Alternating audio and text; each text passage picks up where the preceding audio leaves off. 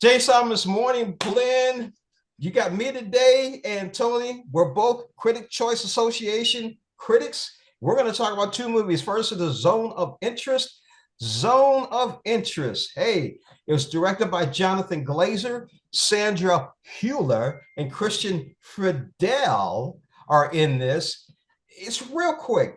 The commandant of Auschwitz, Rudolf Haas, and his wife Hedwig strive to build a dream life for their family in a house and garden right next to the camp. Tony, let's talk about this movie because, man, okay, you This first. you've all been hearing about this. It's been awards, awards, awards, and after yesterday's nominations, now it's finally coming out in St. Louis. It is a haunting, deeply disturbing portrait of family life, and it happens right outside the gates of Auschwitz. As we said, it follows the commander who basically was in charge of everything at Auschwitz, all the murders, the way they got rid of the bodies. And you know what? I'll tell you this: the fear they put in you. They don't show you things. It's not grotesque in that, but you hear everything. It leaves very little to the imagination. It will leave you shaken without a doubt. Especially with the kids playing in the garden and the garden parties, and you're going to hear people screaming. You're going to hear gunshots, and the worst one of all is the smokestacks. That is going to be horrific when you take a look at that. Zone of Interest, of course, Oscar nominee. Tony, what would you give it?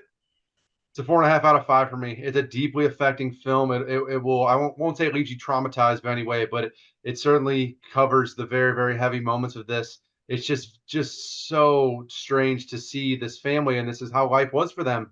It was normal. It was 100% normalcy. And I think Christian Friedel and Sandra Hüller really capture that and just give us a piece of art in a time period that was very dark, disturbing, and one of the darkest in our honestly in our world's history. You know what? I got to give it a 4.5 too. And yeah, it's a dark history. Now, here's the other interesting thing about it is in the film, they will actually give you, it comes back to the future, and you will see the inside of the museum they created of Auschwitz. You will definitely see that. I definitely give it 4.5 out of 5. All right. Speaking about, you know, disturbing and punch you upside the head, let's talk about Underdoggs with Snoop Dogg and Mike Epps. And I'm going to talk about this. Snoop Dogg plays Jason, 2J's Jennings, a washed up ex professional football star who's hit rock bottom. And when Jason is sentenced to community service coaching an unruly, definitely unruly Pee Wee football team, he sees it as an opportunity to turn his life around. Talking about turning your life around, I got to see this, and man, it is not for kids in grade school. You either junior high or you do high school, because man, there's a lot of found language.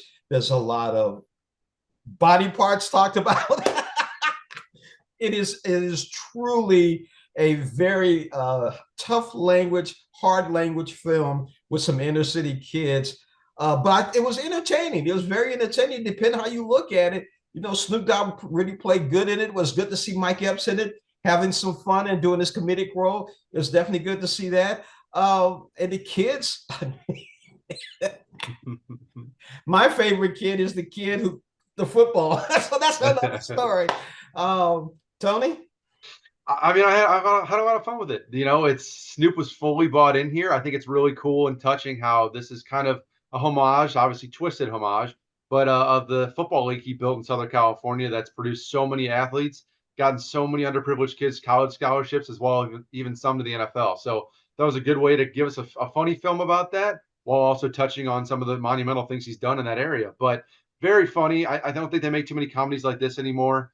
Like I said, this isn't Snoop just in a movie. This is Snoop in character. He's bought in, yep. very committed. He has said he doesn't coach this way when he coaches this league, but No, he doesn't. uh, No. Yeah, and it's but based on this league in California too. exactly, That's yeah. the good But thing about it. This is actually a real league that he has in California, and he's yeah, had it for how many years now?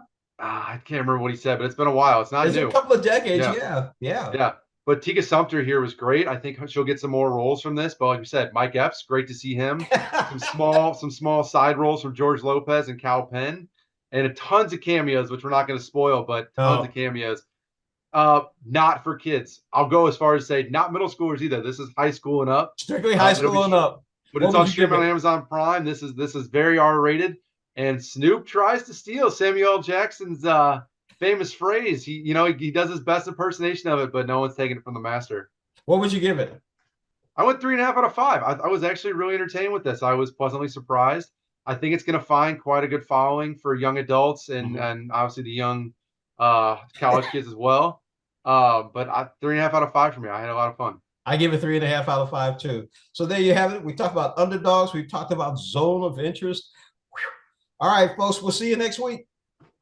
Two very different films.